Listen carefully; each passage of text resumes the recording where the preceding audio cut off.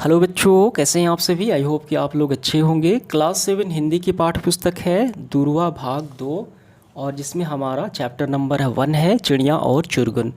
ये कविता है जो हरिवंश राय बच्चन द्वारा रचित है। इस कविता में जो कवि हैं हरिवंश राय बच्चन, जो चिड़िया है और उसका छोटा बच्चा है सुरगुन। ठीक है, तो चुरगुन घोंसले से बाहर निकलने के लिए डालियाँ, फूल और फल, आकाश देखता है और अपनी माँ से बार बार पूछता है क्या उससे उड़ना आ गया। माँ उसे अनुभव के साथ आत्मनिर्भर बनाने के लिए प्रेरित करती है। ये कविता आपको पढ़ लेनी है, काफ़ी अच्छी कविता है। तो चलिए हम इसके सारे अभ्यास के प्रश्न हल करते हैं। देखिए, अभ्यास के प्रश्न में पहला सवाल है नमूने के अनुसार लिखो। यहाँ पे नमूना दिया गया है और हमें उसको लिखना है। पहले इसको समझ लीजिए। छोड़ घोंसला बाहर आया, देखी डाले देखे पात। इसको कैसे लिखना है।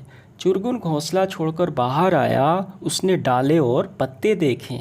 ऐसे आपको जोड़कर लिख लेना है। ठीक है, यहाँ पे कितने हैं, टोटल घा हैं। पहला है, देखिए, डाली से डाली तक पर पहुँचा। पहला है डाली से डाली पर पहुँचा, देखी कलियाँ देखे फूल। तो चुरगुन जो है डाली से डाली तक पहुंचा, कलियां और फूलों को देखा। तो ऐसे आपको लिख लेना है, चुरगुन डाली से डाली पर गया और वहां उसने कलियां और फूल देखे। ऐसे आपको व्यवस्थित करके लिख लेना है। दूसरा देखिए क्या है, खाने गाने के सब साथी देख रहे हैं मेरी बाट। चुरगुन के खाने और गाने के साथी उसकी राह देख रहे हैं। तीसरा है, कच्चे पक्के फल पहचाने, खाए और गिराए काट।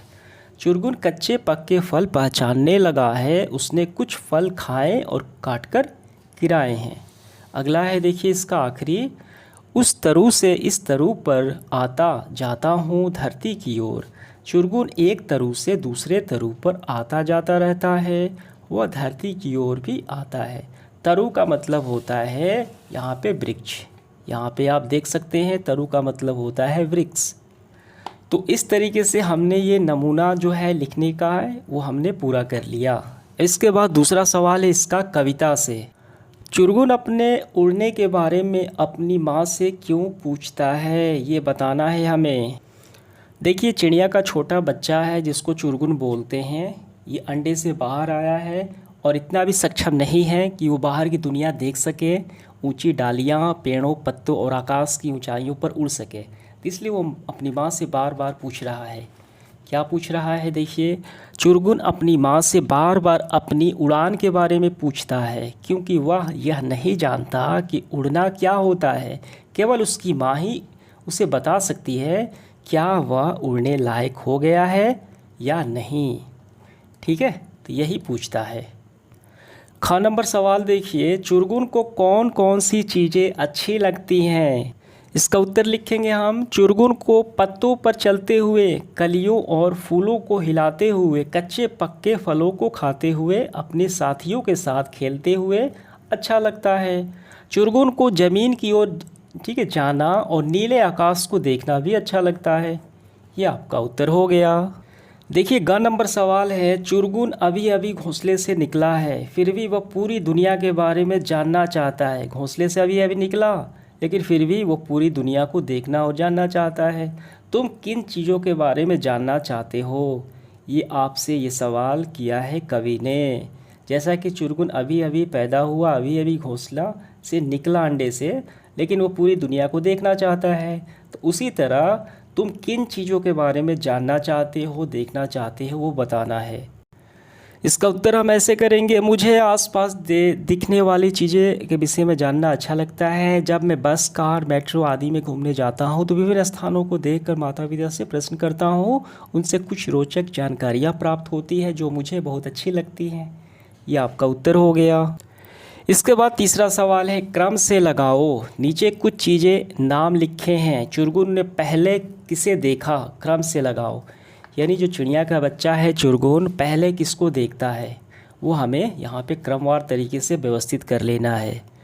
देखिए, सही क्रम ऐसे है, पहले डाली को देखता है, फिर पात, पात मतलब होता है पत्तियाँ, कलियाँ, जो फूलों की कलियाँ होती हैं, फूल खिलने से पहले की अवस्था, फूल, फुनगी, फुनगी मतलब होता है वृक्ष, ठीक, फल, तरु मतलब भी होता है वृक्ष, धरती, साथी देखा, उसके दोस्त, दाना और उसके आखिरी में देखा गगन यानी आकाश को। इस तरीके से आपको इनको व्यवस्थित कर लेना है।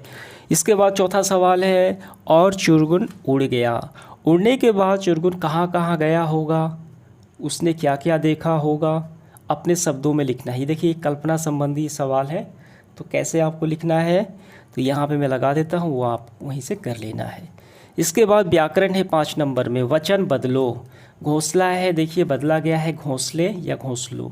डाल है तो डाले हो जाएगा, बात है तो बातें हो जाएगा, कली है तो कलियाँ, फूल है तो फूलों, फल है तो फलों, ठीक, साथी है तो साथियों, तरु है तो तरुओं। ऐसे आपको लिख लेना है इसके बहुवचन। इसके बाद 6 नंबर, बार बार बोलो और प्रत्येक शब्द के वाक्य बनाओ। डाल, यहाँ पे ढाल है, बात है, भात है, फूल है, मूल है, दाना, धान, फल और पल।